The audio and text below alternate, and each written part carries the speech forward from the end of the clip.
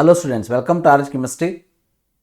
So NMC ಅವರ ಒಂದಷ್ಟು strict ರೂಲ್ಸ್ನಿಂದಾಗಿ ಕೆಲವೊಂದಷ್ಟು ಮೆಡಿಕಲ್ ಕಾಲೇಜುಗಳು ತಮ್ಮ ರೆಕಗ್ನಿಷನನ್ನು ಕಳ್ಕೊಂಡಿವೆ ಅಂಥೇಳಿ ಈಗೊಂದು 2-3 ತಿಂಗಳಿನಿಂದ ನಾವು ಪೇಪರ್ನಲ್ಲಿ ಓದ್ತಾ ಇದ್ವಿ. ಬಟ್ ಕರ್ನಾಟಕಕ್ಕೆ ಇದು ಡೆಫಿನೆಟ್ಲಿ ನಮ್ಮ ಕರ್ನಾಟಕದ ನೀಟ್ ವಿದ್ಯಾರ್ಥಿಗಳಿಗೆ ಒಂದು ಶಾಕಿಂಗ್ ನ್ಯೂಸ್ ಅಂತಲೇ ಹೇಳ್ಬೋದು. ಸೊ ಆಲ್ಮೋಸ್ಟ್ ಕರ್ನಾಟಕದ 150 ಸೀಟುಗಳು, ಅದು ಗೌರ್ಮೆಂಟ್ ಇನ್ ಪ್ರೈವೇಟ್ ಇರ್ಬೋದು, ಮ್ಯಾನೇಜ್ಮೆಂಟ್ ಇರ್ಬೋದು, ಇನ್ಕ್ಲೂಡಿಂಗ್ ಆಲ್ ದೋಸ್ ಥಿಂಗ್ಸ್, 150 ಸೀಟುಗಳು ಈ ವರ್ಷ ಕಡಿಮೆ ಆಗ್ತದೆ.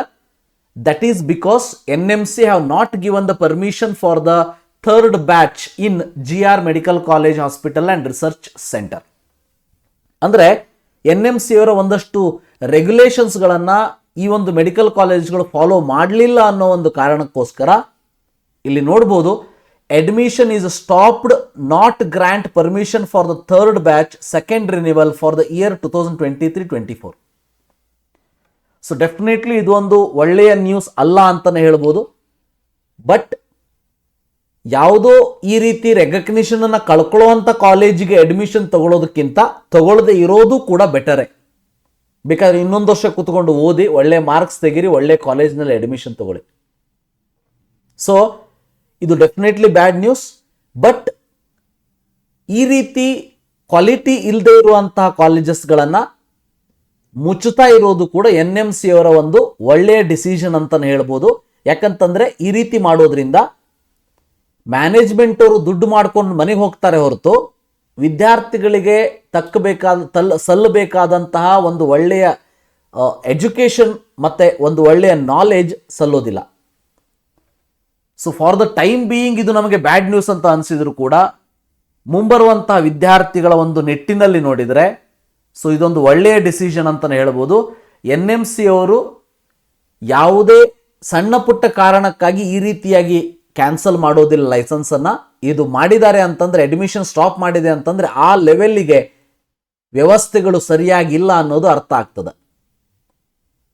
ಇರಲಿ, ಬಟ್ ಡೆಫಿನೆಟ್ಲಿ ಇದು loss for the Karnataka students.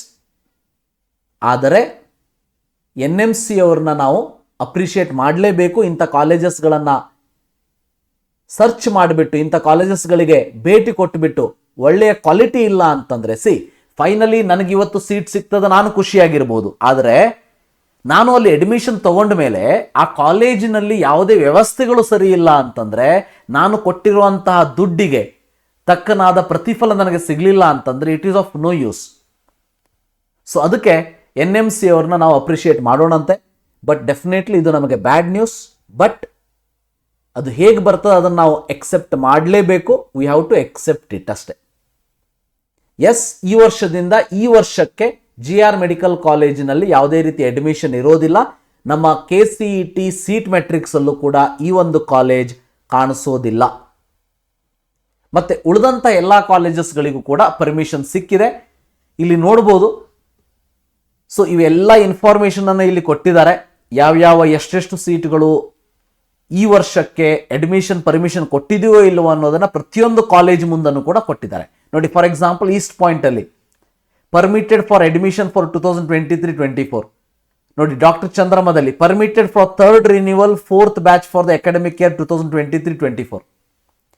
ಈ ರೀತಿಯಾಗಿ ಮಾಡಿರುವಂಥದ್ದು. ಸೊ NMC ಅವರು ಫೈನಲಿ GR ಮೆಡಿಕಲ್ ಕಾಲೇಜಿಗೆ ಪರ್ಮಿಷನನ್ನು ಕ್ಯಾನ್ಸಲ್ ಮಾಡಿದ್ದಾರೆ. ಸೊ ಇದು ಇವತ್ತಿನ shocking news. Thank you. Have a nice day.